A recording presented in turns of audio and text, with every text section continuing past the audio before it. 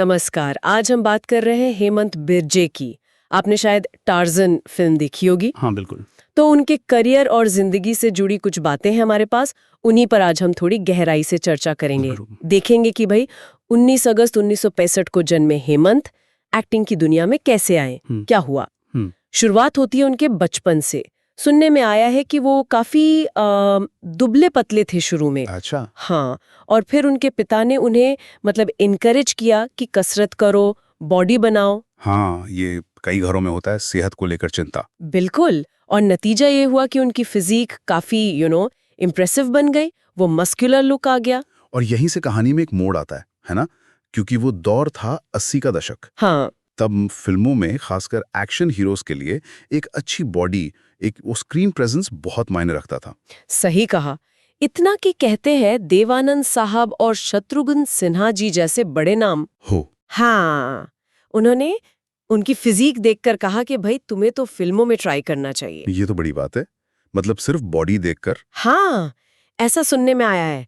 ये दिखाता है कि उस टाइम फिजिक कितना बड़ा एंट्री टिकट बन सकती थी। बिल्कुल, मतलब एक्टिंग स्किल्स या बैकग्राउंड से भी पहले शायद वो लुक काम कर गया। और फिर मिला उनको वो बड़ा ब्रेक। 1985 में आई फिल्म एडवेंचर्स ऑफ टार्जन। हाँ, टार्जन। बस उस एक फिल्म ने उन्हें रातों रात फेमस कर दिया। वो इंडियन टार्जन बन गए सबके लिए। हाँ, वो सफलता जबरदस्त थी, लेकिन ऐसी एकदम से मिली शोहरत, वो भी बॉलीवुड में, वो अक्सर थोड़ी मुश्किल भी खड़ी कर देती है।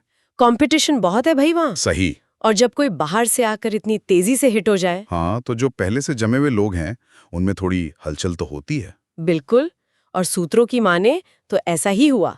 कहते हैं कि इसी जलन के चलते कुछ बड़े स्टार्स, गोविंदा का नाम आता है और शुरू में शायद धर्मेंद्र जी का भी, उन्होंने हेमंत के साथ काम करने से मना कर दिया। अच्छा, ये इंडस्ट्री का अंदरूनी सच दिखाता है। हाँ, कि मतलब सिर्फ टैलेंट या हिट फिल्म काफी नहीं है। हाँ, अंदर की पॉलिटिक्स, वो कैंप बाजी जिसे कहते हैं, हाँ, गुटबाजी। वो भी बहुत असर डालती है करियर पर। कौन किसके साथ काम करेगा, कौन नहीं करेगा। तो सोचिए, एक तरफ टार्जन की इतनी बड़ी सक्सेस और दूसरी तरफ ये रुकावटें। मुश्किल हो गया होगा उनके लिए अच्छे रोल्स मिलना, फिल्में मिलना। हाँ, कई फिल्में शायद इसी वजह से हाथ से निकल गईं। किसी भी नए एक्टर के लिए ये बहुत डिमोटिवेटिंग हो सकता है। बिल्कुल। ऐसे में अगर कोई साथ देने वाला मिल जाए, कोई सीनियर एक्टर, हाँ, तो वो बहुत बड़ी बात होती है। और यहीं पर नाम आता है मिथुन चक्रवर्ती का। हाँ, मिथुन दा। सुनने में आया कि जब कई लोग उनसे दूरी बना रहे थे, तब मिथुन दा ने उनका साथ दिया। न सिर्फ उनके साथ काम किया, बल्कि कहते हैं छोटे भाई की तरह सपोर्ट किया, गाइड भी किया। और देखिए, मिथुन दा खुद भी इंडस्ट्री में एक बाहरी ही थे शुरू में।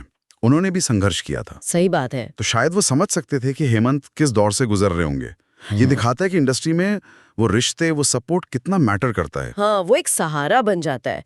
शायद कुछ दरवाजे खोले होंगे उनके लिए मिथुन दा की वजह से। बिल्कुल, मॉरल सपोर्ट तो मिलता ही है, प्रैक्टिकल हेल्प भी होती है।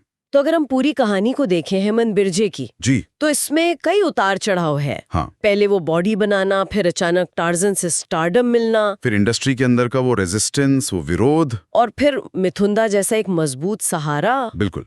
ये पूरी कहानी ना ये सोचने पे मजबूर करती है कि एक एक्टर की सक्सेस में टैलेंट, मेहनत, किस्मत, इनके अलावा और क्या-क्या चीजें होती हैं। हाँ, पर्दे के पीछे क्या चलता है। वो जो इंडस्ट्री की पॉलिटिक्स है, जो पर्सनल इक्वेशंस हैं, जो पावर डायनामिक्स हैं, उनका कितना रोल होता है। ये वो बातें जो हमें दर्शकों को अक्सर पता नहीं चलती लेकिन वो किसी का करियर बना भी सकती हैं। और बिगाड़ भी सकती हैं। सही कहा। ये वाकई एक गहरा सवाल है कि पर्दे पर जो दिखता है, उससे पर्दे के पीछे की दुनिया कितना कंट्रोल करती है।